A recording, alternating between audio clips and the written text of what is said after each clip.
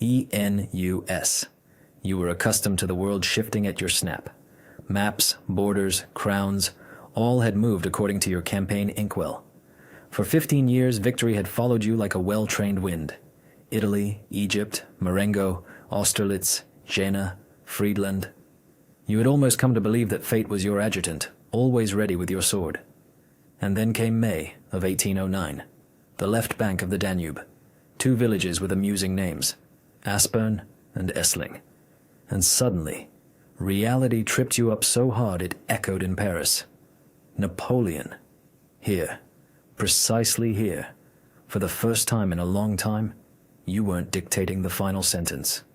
Here, they tried to write the ending for you, and they tried very hard to make it shameful for you to read, because you retreated. Of course, you would deny it your whole life, but it's a fact. The great Corsican was defeated. How could it be that you, the great, arrogant Napoleon, lost a battle to the Austrians, whom you had previously beaten blindfolded? Let's start with the fact that you were always annoyed by people who thought war was about beautiful marches and flags in the wind.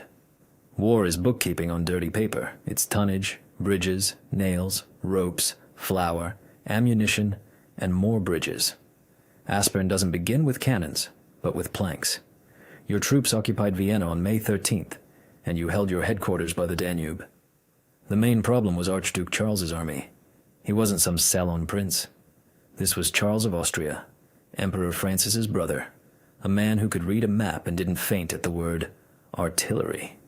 He had assembled an army, retreated in an organized manner, denied you your usual divide and conquer, and now stood on the north bank of the Danube, in the Marchfeld area, a flat plain where cavalry could run like on a racecourse and infantry could see death a mile away.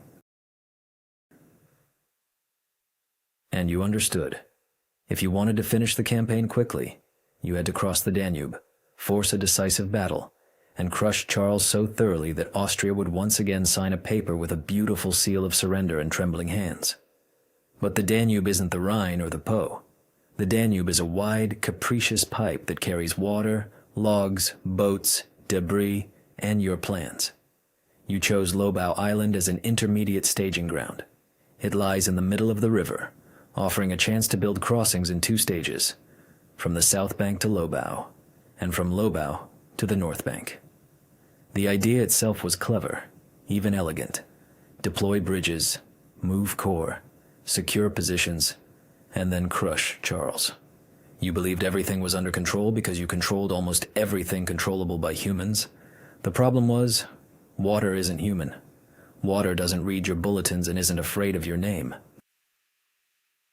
So you built pontoon bridges. Pontoons aren't romantic. They're wooden platforms, boats, ropes, anchors. You brought in engineers, sappers, materials. You knew the cost of delay. If Charles managed to gather his forces and strike your crossing, you'd find half your army on one bank, half on the other, and chaos would ensue. You didn't want that. You hurried. You pushed. You were used to metal bending if you pushed hard enough. But water has a different nature. It doesn't bend. It simply sweeps away. On May 21st, you began the crossing to the north bank. On your side, there were about 70,000 men, give or take. Not the entire Grand Army, because some forces were scattered. Davout and his corps were somewhere to the east on the lines of communication, and this was an important detail you would later curse in your mind, but never allowed. On the other side were the Austrians. Charles had more at hand, about 90,000, and he held the line on the plain as if it were a textbook on defense, only without the tediousness. He let you cross, and it looked like a mistake. In reality, it was bait. He wanted you to go deeper, so your tail, your crossing, would become your vulnerability. You landed, occupying Aspern and Essling, 2 strongpoints, 2 villages that transformed into fortresses of stone, barns, and garden walls. Aspern was closer to the river, Essling to the right, with a massive barn, a granary that would become your small citadel. You placed men there because you understood. A village is a knot. The line holds onto it. And then the unpleasant part began. Charles didn't rush you head on like an idiot. He pressed in waves methodically with reserves, with artillery, with a cool head. He probed for weaknesses and didn't hesitate to exploit them. And for the first time in a long time, you felt not the thrill of the hunter, but the itch of anxiety. This was not an enemy you could drive off with a shout of "Forward!" and the flash of a saber. The first hours felt as if you were still in control of the stage. Massena held Aspern. This was André Massena, the darling of victory, a marshal who knew how to stand and fight to the death in a street where every house was a separate hell. He packed the village with infantry, securing every yard, every wall. French and Austrians exchanged houses like players rolling dice and counting how many men remained. Essling was held by others. It would stand firm because the barn transformed into a concrete block of the wood and stone era. In the middle was your artillery, your pride. You loved cannons not for their roar, but for their arithmetic. A properly placed battery turned the enemy into statistics. And then the first surprise, not on the field, but on the water. The Danube rose. The current carried logs, barges, everything. The Austrians weren't idiots either. They sent heavy objects downstream to break your bridges. Your engineers fought not soldiers, but physics. Ropes snapped, pontoons shifted. Somewhere a bridge came apart like a seam on cheap clothing. You were still on the north bank, you commanded. You threw in corps, you demanded reinforcements, and reinforcements were stopped by a hole in the bridge. At that moment, war transformed from a battle of geniuses into a question, do you have planks or not? Here it was, the taste of humiliation. Not a marshal betraying, not a general chickening out, but the river saying, no. You needed more men, more ammunition, more of everything. You knew, if you didn't build up your mass, Charles would crush you. And you pushed back. You threw the guard into battle in sections. You sent in cavalry to break Austrian attacks. Cavalry on the Marchfeld plain was beautiful, but beauty here was like an expensive suit in the mud. There was an effect, but the meaning was questionable. Horses fell, men disappeared from the ranks, artillery worked like a meat grinder of iron and smoke. You saw your units take Aspern, then lose it, then take it again. In Aspern, Massena became a wall, but a wall could be shelled until it cracked. The second surprise was personal, almost intimate. Jean Lannes. Marshal Lannes was not just a commander. He was one of your closest confidants in war, a man who spoke to you directly, not as a courtier, but as a soldier. He was always by your side in the toughest spots, and you had grown accustomed to such men being immortal. This was a dangerous habit. On the second day, May 22nd, as you tried to turn the tide, and realized that without a decisive blow, you would be stuck, Lannes came under fire. His legs were shattered, not beautifully, not heroically, but brutally and terribly, like a tool breaking.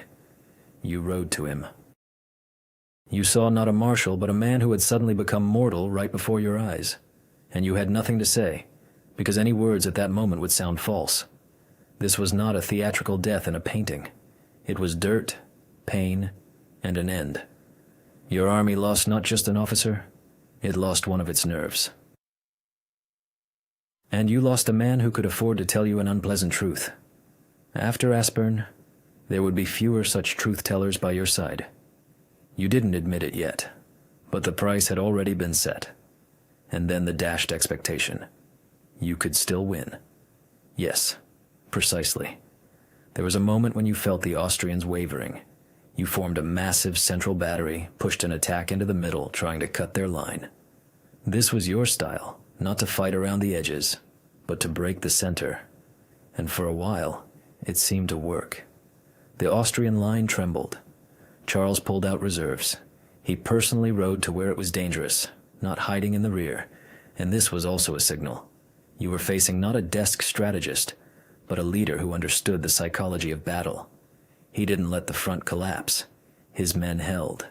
Your men were exhausted. And crucially, your bridge suffered again. Reinforcements came in fits and starts like air through a crack, but you needed a pipe. And now the third surprise, reputational. Up to this point, your legend was an avalanche. An avalanche doesn't ask who is right. It just rolls. But here, the avalanche met a rock.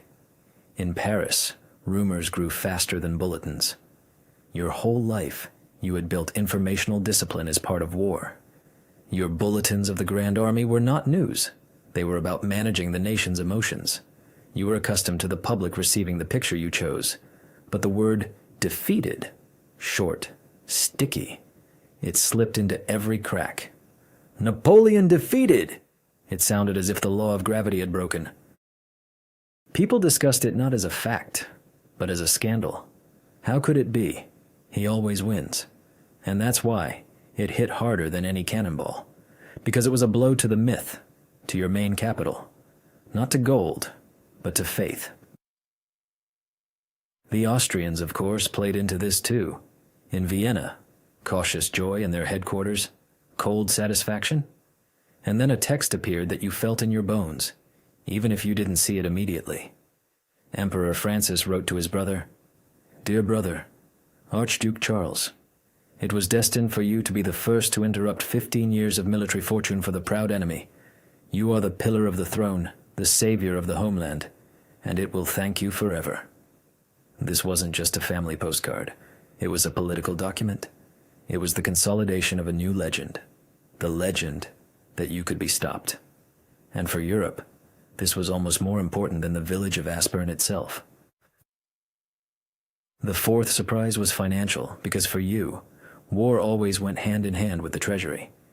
You maintained an empire not only with bayonets, but with a system, contributions, taxes, allies, requisitions, supplies. Every campaign cost money, and every delay cost even more. You wanted to finish Austria quickly, to return to your eternal business, controlling the continent. Aspern did the opposite. It turned a quick settlement into a prolonged payment. You had to remain near Vienna, fortify Lobau, bring in engineers, build new bridges, accumulate supplies. These were weeks of expenses, logistics, a strain on the system. And every day you didn't achieve a resolution was a day your enemies breathed and calculated. In Spain, your marshals were bogged down in guerrilla mud. In Germany, they observed. In England, they rejoiced at your every stumble. You felt the world taking advantage of your imperfection. Now, the main question you denied your whole life, as if it were an indecent word. Did you retreat or not? You would later say, "I did not retreat. I regrouped. I took up a position. I withdrew troops to the island to prepare for a decisive strike." You would pretend it wasn't a flight, but a cold calculation.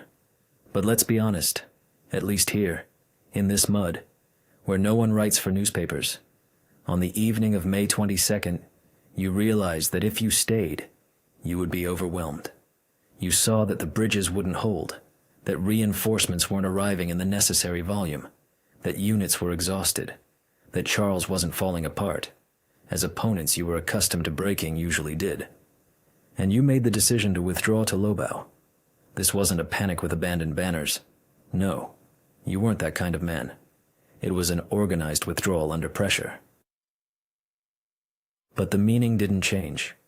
You left the field for the island because the field had become too cramped for your legend. And this is where the most interesting, almost indecent part begins.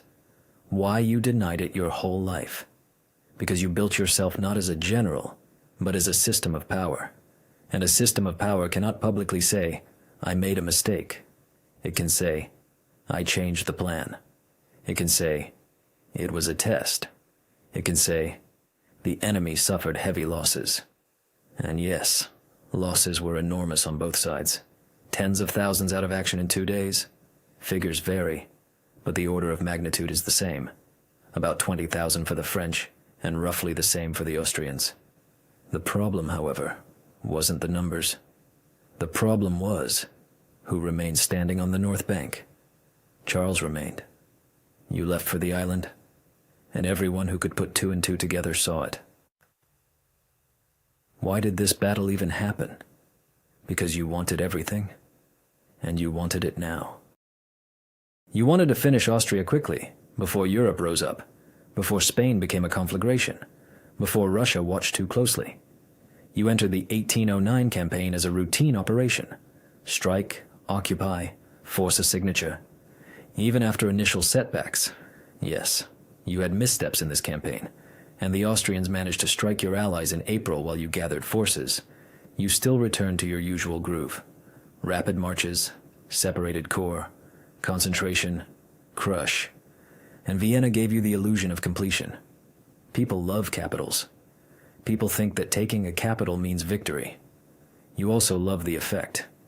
And you ventured across the Danube because you wanted a dramatic conclusion. But Charles wanted that conclusion to be a smudge. Why did your plan fail? Not because you suddenly became foolish, not because your soldiers became worse, but because you staked your success on things you couldn't control, the river and the tempo. You entered the battle with an incomplete army, without all the forces at hand that could have made the blow decisive. You assumed the bridges would always hold, that engineering could keep pace with you. You underestimated an enemy who didn't fall into hysterics at your name, but methodically pressed according to your own scheme, but against you. And also, you underestimated the moral cost of the first not perfect battle. The moment the world saw that you could fail to deliver the killing blow, all of Europe received oxygen. And here's another unexpected twist, that very secondary fact that would later prove crucial. Lobau Island. You retreated there not as a defeated man, but as someone who could learn quickly. You transformed the island into a fortified camp. Fortifications, batteries, depots, new bridges, protection for the crossings. You brought up artillery, assembled corps, brought Davout forward, accumulated forces as if Aspern had not been a defeat, but a rehearsal. And a few weeks later, you would return, and there would be Wagram, July 5th to 6th, and there you would do what you had wanted to do in May, force Charles to retreat and sign peace at Schönbrunn in the autumn. This is true, but the key fact is that without Aspern, you wouldn't have built Lobau the way you did. You were forced to become more cautious. You were forced to admit that even an emperor depends on the nail that holds a pontoon. And still, no matter how you won afterward, the stain remained. Because Aspern wasn't about the outcome of the campaign. It was about a public crack. You could win Wagram. You could force Austria to become an ally on paper again. You could give Marie-Louise your hand instead of cannons. You could build an empire as if it were a family business. But you could no longer reverse one simple fact.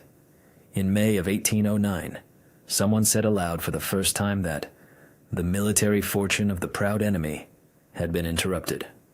And it wasn't a journalist in a kitchen who said it, but the Emperor of Austria in a letter to his brother. It became the official music of Europe. You loved to control the ending. You loved when your voice sounded at the end. I won. I punished. I appointed. I forgave. But at Aspern, the ending sounded different. You don't decide everything. You could explain all you wanted that it was a regrouping, a temporary retreat, that the enemy's losses were no less. All of it was true, and all of it didn't save you. Because people remember pictures, not tables. The picture was this: you on an island, bridges being repaired, smoke hanging over the villages, land being carried away, Masséna holding the streets, Charles writing his victorious legend, and Paris whispering the word defeated, as if tasting a forbidden flavor. And the cold fixation of reality, without morality or lessons, is simple. Aspern-Essling became the first battle where your name didn't work like a key opening every door. You didn't collapse. You didn't disappear. You didn't become weak. You simply found yourself, for the first time in a long time, in a situation where you had to withdraw, not because it looked better in a book, but because otherwise it would have been worse. And you denied it your whole life, not out of adolescent pride, but because an empire rests on one word: invincible. At Aspern, that word became debatable. And a debatable word is a poor foundation for a throne.